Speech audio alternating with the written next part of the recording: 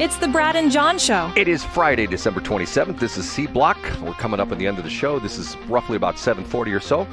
John, last break, we talked about accredited investor, and I went to the Wikipedia page, and it's very, very, very, very complicated. There's all sorts of different criteria, but it is defined in Rule 501 of Regulation D of the U.S. Securities and Exchange Commission.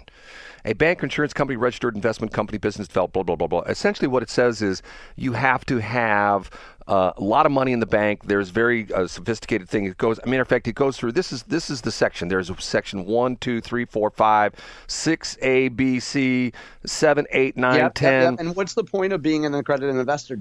We could summarize it in 15 seconds if you choose to. What's the advantage of being an accredited investor?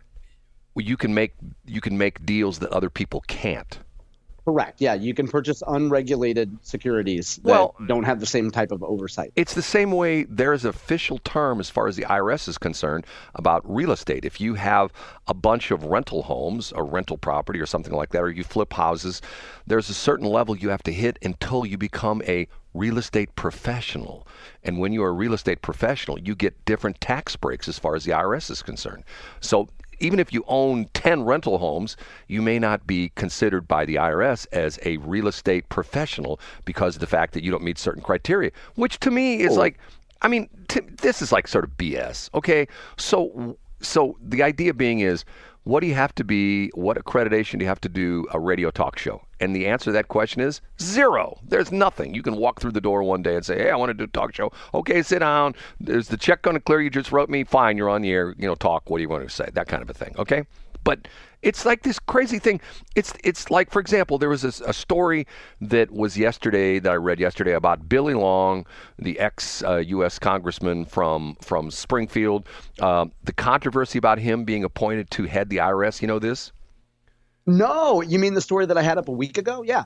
About he has this bizarre accreditation. You know what I'm talking about? Yeah, a pretty common. Yeah, you're right. Yeah, and ProPublica did a story about this, trying to undermine the validity of that certification. Right. Essentially, he went to some seminar and he paid $30,000, and they gave a certification which supposedly nobody essentially recognizes. It's a certification. And to me, like, for example, years ago, I knew a woman who was in the healthcare profession, okay? And she said to me one day, she was an NP and an RN and a BSN and all these other kind of stuff. And she said to me, the person with the most letters after their name wins. And I said, wins what? And she got upset with me. She says, well, that makes me higher on the echelon of healthcare professionals than other people. And I go, so in other words, you could be a terrible nurse, you could be a terrible whatever you are, but because of the fact that after your name, you have comma, BSN, comma, NP, comma, CRNA, comma, blah, blah, blah, blah, blah, blah. Yes, that makes me a better person. Okay, John, once again, I have a problem with that. And I have a problem with the fact that certain people, it's like the Jill Biden thing. God, somebody had this up again. It was pretty funny. You've ever seen the Whoopi Goldberg thing when Biden first gets elected, and Whoopi Goldberg says, and his wife is such an important person, and she's a doctor. I should think she should be the Surgeon General.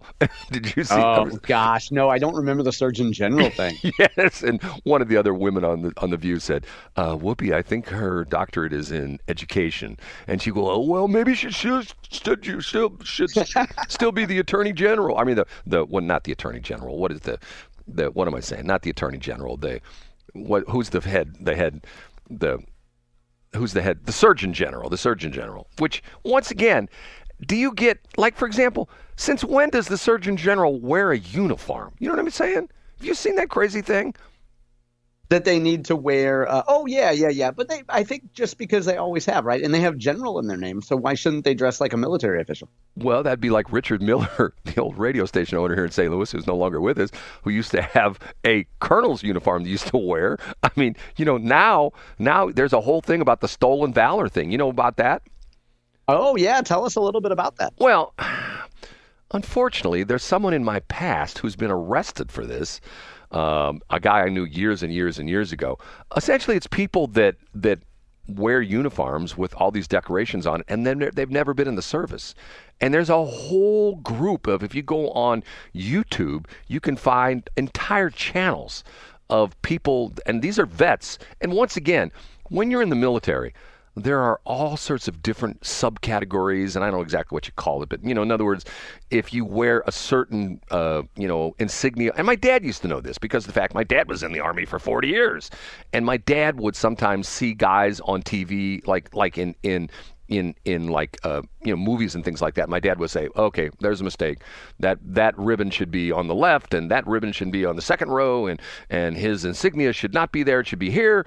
So in other words, they find these people that are impersonating typically high-ranking officials, are Army Rangers or Green Beret or stuff like that, and they buy the uniforms and they walk around like, I'm a Green Beret, and they go into restaurants and, oh, sir, you're a service member. Sit at this special table and you don't have to put your name on the waiting list. And if you want to, we'll give you a free shrimp cocktail because you've helped protect our country. And yet they've never done any of that. That's the stolen valor thing. So anyway, I'm sorry, John, I got a cough there. The only accredited real estate investors I know run a fantastic radio station where this morning you can hear Bill Eigel, Holly Jones, and a woman named Stacey Shore talk about the Speaker of the House race, Brad.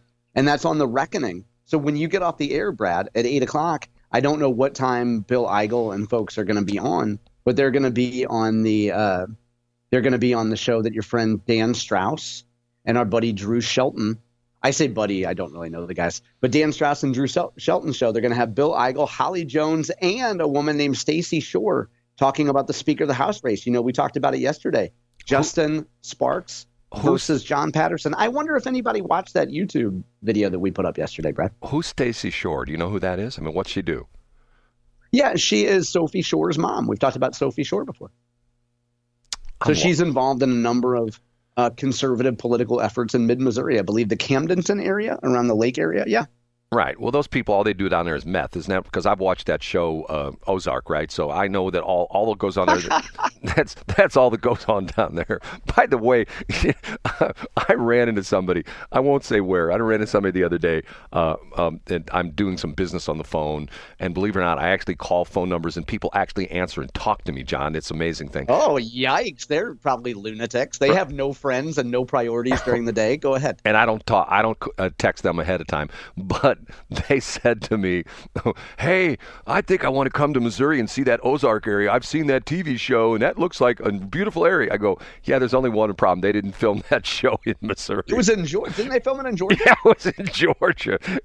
They came to Missouri, and they did a bunch of B-roll shots, like establishing shots and things like that. But everything else is shot in Georgia. All the outside, except for like the establishing shots. They found some area that's similar to that. What's interesting, when I drive down to Pensacola, I did that on Tuesday to have dinner with my son. I came back on Christmas Day. Okay.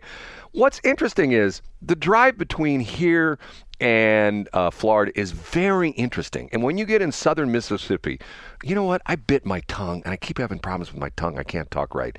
Okay. When you get into southern Mississippi and southern Alabama, it's just beautiful because the roads are lined with these huge pine trees. I mean, they're everywhere. You're driving down the highway and go like, God, and there's a couple spots of Interstate 70 when you get in Illinois, and I think this is so cool, where the lanes diverge and there's like a forest in between. You know what I'm talking about? Yeah, I do know. And that's the way it is on Highway 45, US 45 in southern Mississippi, where the lanes split and you're going through these tall stands of pines just on both sides of the highway. And it's like, God, this is so pretty. I mean, it's like giant Christmas trees. Maybe that's why I like it so much. Well, and I would think too, Brad, I think if you're from another part of the country and you drive through that area around 44, like 141 and 44, if you're driving toward, let's say, Six Flags, heading down to Springfield or something, I think some of those areas in Missouri on 44 are just breathtaking. And if you haven't seen that view before, it's like you and me driving through Mississippi.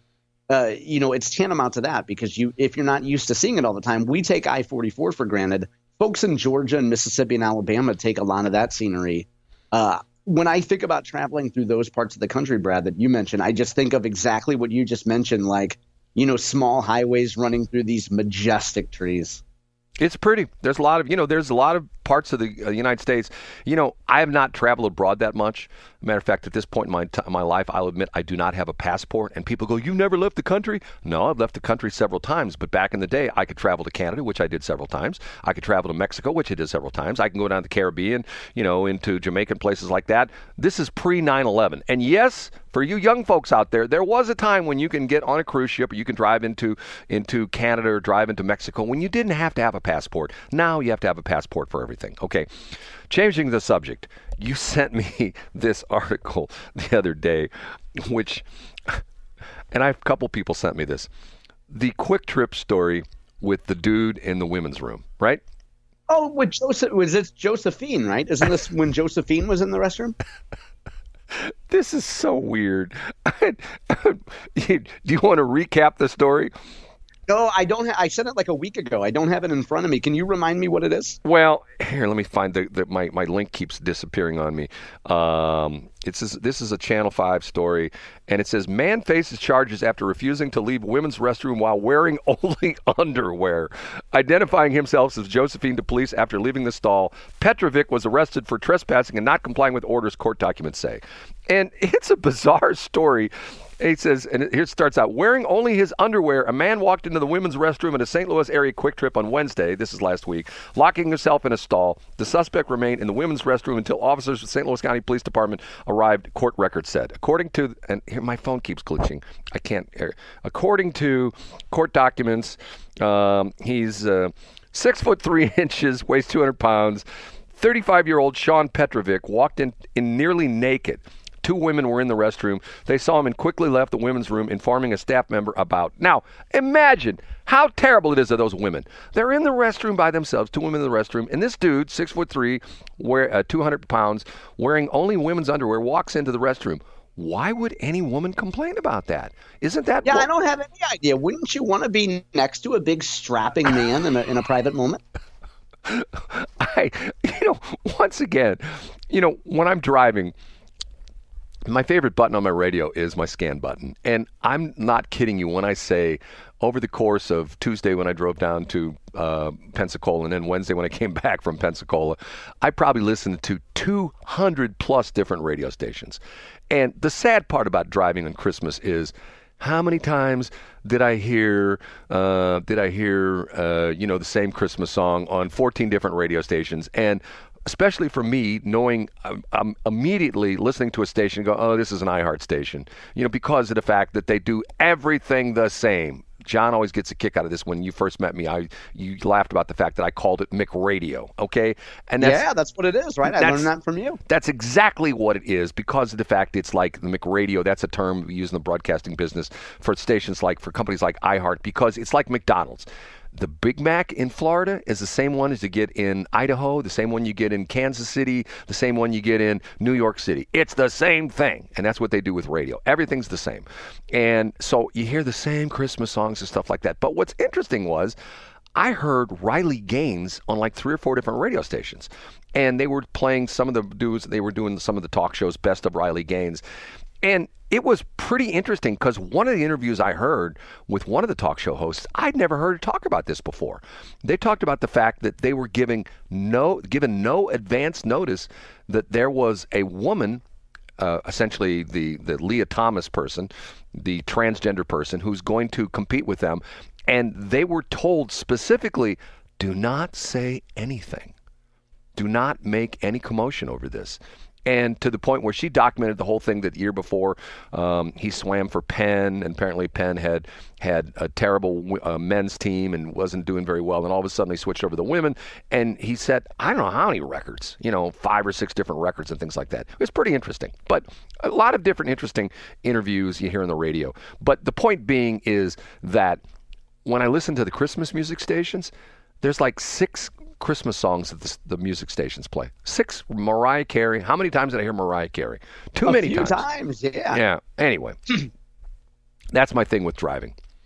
And by the way, I talked about this yesterday morning, and for those of you who heard my last thing as we went off the air, pretty much almost exactly 24 hours from right now, 24 hours ago, Shelley Barr, who used to do the BS show with on the other station, had some fairly serious surgery. It's fairly serious surgery when you're in surgery for 6 hours. And I want to say I was there yesterday at the hospital yesterday morning, early afternoon, left. Came back last night, saw her in ICU, and her daughter texted me late last night and said she's doing much better. So for those of you, awesome. Yeah. So, and apparently, I'm not going to say specifically, but what they were concerned about, they're not as concerned about, but there's still some concern. So once again, good thoughts, prayers, and stuff like that. John?